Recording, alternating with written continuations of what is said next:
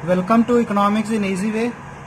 Students, आज अपना topic है factors affecting price elasticity of demand.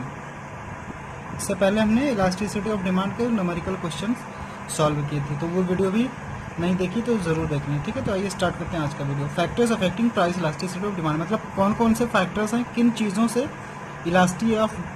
Elasticity of demand affected होता है। Number 1 point, nature of commodity. Nature of commodity means nature of commodity में आपके दो टाइप्स का नेसेसिटीज, एक नेसेसिटीज गुड्स हैं और एक लग्जरीज गुड्स हैं। नेसेसिटीज मीन्स जैसा सॉल्ट है, मैच बॉक्स है, ठीक है। तो नेसेसिटीज वाली जो चीज़ें हैं उनका impact price elasticity of demand पे क्या होता है, इन इलास्टिक डिमांड होता है। यानी कि सॉल्ट का, मैच बॉक्स का इलास्टिसिटी ऑफ डिमांड कैसा होता है, इन इलास्टिक डिमांड होता है। इन इलास्टिक डिमांड का मतलब है कि इलास्टिसिटी नहीं होती है। क्यों? क्योंकि जो नेसेसिटीज़ वाली चीज़ें हैं, सॉल्ट है, मैच बॉक्स हैं, ये हर एक हाउस होल्ड को हर कंडीशन में यूज़ करना ही रहता है। तो उसकी प्राइसेस इंक्रीज़ हों, डिक्रीज़ हों, बट इसके जो डिमांड है वो उतनी ही रहती है, चेंज नहीं होती है। ऐसा नहीं कि प्राइस सस्ता हो गया, सॉल्ट अगर कम रेट पे अवेलेबल है, कम रेट पे मिल रहा है, तो ऐसा नहीं कि हम पहले 1 चम्मच यूज़ करते थे सॉल्ट, अब 2 चम्मच यूज़ करने लगे, या महंगा हो गया तो 1 चम्मच की जगह आधे चम्मच। मतलब इसका जो यूज़ होता है, कंजम्पशन होता है, वो कांस्टेंट होता है, उतना यूज़ करते हैं। तो प्राइस इंक्रीज और डिक्रीज उसका इम्पैक्ट इस पर नहीं पड़ता। इसीलिए इसको जो इलास्टिसिटी ऑफ डिमांड होती है वो इन इलास्टिक होती है। मतलब इलास्टिसिटी इसके डिमांड में होती ही नहीं है नेसेसिटीज के केस में। And in the case of luxuries goods like air conditioner, costly furniture, ये सब क्या है, एयर कंडीशनर, ये सब लग्जरीज गुड्स हैं। तो इसके अगर प्राइसेस इंक्रीज होती हैं तो इसका इफेक्ट डिमांड पे पड़ता है। Number 2, availability of substitutes.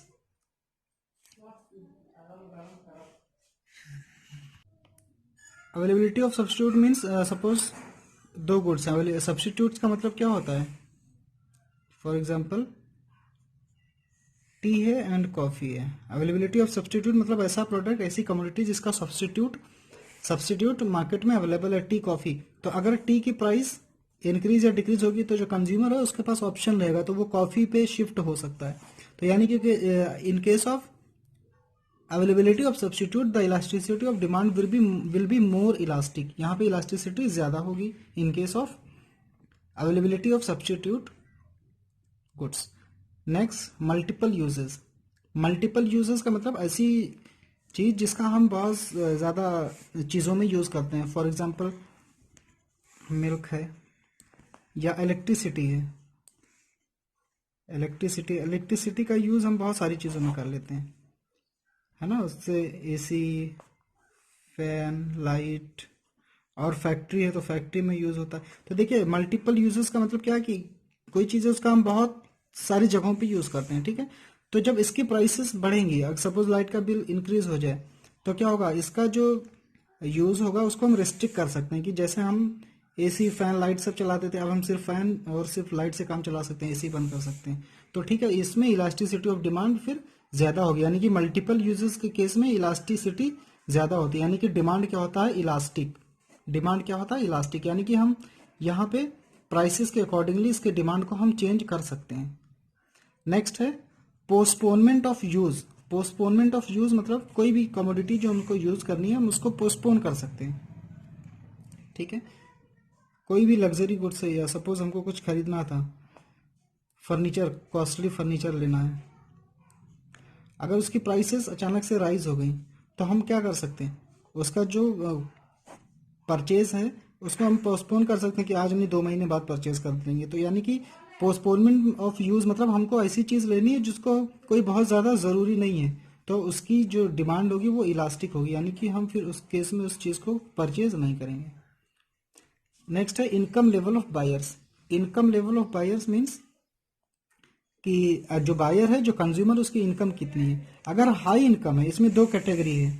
High income, अगर हाई इनकम वाला पर्सन है, मतलब ऐसा कोई पर्सन जिसकी इनकम ज़्यादा है, तो उसकी जो इलास्टिसिटी होगी, इलास्टिसिटी क्या होगी, लो होगी। क्यों? क्योंकि जो हाई इनकम वाला पर्सन होगा उसके ऊपर जो भी महंगाई होगी, सपोज वो कार यूज़ करता है ऑडी, हाई इनकम वाला ऑडी कार यूज़ करता है, उसकी प्राइस 50 लाख से 60 लाख हो गई, तो क्या होगा, वो उसके जो कंजम्पशन को, इसके यूज़ को वो बंद नहीं करेगा कि महंगी हो गई तो अब उसको परचेज़ नहीं करेगा। क्यों? क्योंकि वो हाई इनकम पर्सन है, उसके पास इनकम बहुत ज़्यादा है, तो उसका इसके ऊपर इम्पैक्ट बहुत ही कम आएगा या आएगा ही नहीं। तो यहाँ पे हाई इनकम के साथ क्या होगा, इलास्टिसिटी लो होगी, और लो इनकम के साथ जिसकी इनकम लो है तो उसकी जो इलास्टिसिटी होगी वो ज़्यादा होगी, इलास्टिसिटी हाई होगी। लो इनकम वाला अगर सपोज कोई छोटी मोटी कार यूज़ कर रहा है ऑल्टो, और उसकी प्राइसेस अगर इंक्रीज होंगी 4 से 5 लाख हो गई, तो क्या होगा, वो उसकी जो कंजम्पशन है, उसका जो यूज़ है वो कम कर सकता है। वो बहुत सारे लोग जो होंगे वो उसको परचेज नहीं करेंगे, लो इनकम वाले। ठीक है, हो सकता है किसी के बजट में 4 ही लाख रहा हो और उसकी प्राइस बढ़ के 5 लाख हो गई हो, तो वो फिर इस केस में कार नहीं खरीद पाएगा। तो यहाँ पे इसकी इलास्टिसिटी ज़्यादा होगी, यानी कि इनकम लेवल ऑफ बायर्स में क्या है, हाई इनकम लेवल है तो इलास्टिसिटी ऑफ डिमांड लो होगी, और लो इनकम वाले पे इलास्टिसिटी ऑफ डिमांड ज़्यादा होगी। इलास्टिसिटी ज़्यादा होगी क्यों? क्योंकि उसके ऊपर उसका इफेक्ट ज़्यादा पड़ेगा। एंड नेक्स्ट और लास्ट है habit of consumers. Habit of consumers यानी जो हैबिचुअल गुड्स हैं, लाइक हैबिचुअल गुड्स मतलब जो सिगरेट है, अब जो सिगरेट पीते हैं उसका अगर प्राइसेस इंक्रीज होता है या डिक्रीज होता है तो उस केस में इन इलास्टिक डिमांड होता है, यानी कि जो डिमांड होता है वो चेंज नहीं होता है। अगर कोई सिगरेट 10 रुपीज़ की मिल रही हो सपोज, उसकी अगर प्राइस बढ़ जाए 12 रुपीज़ की हो जाए, तो भी जो उसका एडिक्टेड है, habitual goods, habit of consumer मतलब वो उसका एडिक्शन है, तो वो फिर उस चीज़ को परचेज करेगा ही करेगा। यानी कि अगर वो 10 रुपये का मिले, 12 का मिले या 15 भी हो जाए, तो भी वो उस चीज़ को परचेज करेगा। यानी कि उसकी जो डिमांड होगी वो कम नहीं होगी, मर्जी कितना भी उस पर उसकी प्राइसेस हाइक हो जाएं। ठीक है, जैसे वाइन हो गई, अब लॉकडाउन में देखिए जब बंद था, अचानक से शॉप्स खुली, उस पर फिर टैक्सेस भी बढ़ाया गया, 70% तक टैक्स लगाया गया, मतलब हाई किया गया दिल्ली के अंदर, तो भी उसकी डिमांड उतनी ही बढ़ी, उसकी डिमांड कम नहीं हुई। क्यों? क्योंकि ये हैबिचुअल गुड्स है, हैबिट ऑफ कंज्यूमर, ये कंज्यूमर्स की हैबिट है, तो यानी कि इसका प्राइस इंक्रीज हो या डिक्रीज हो,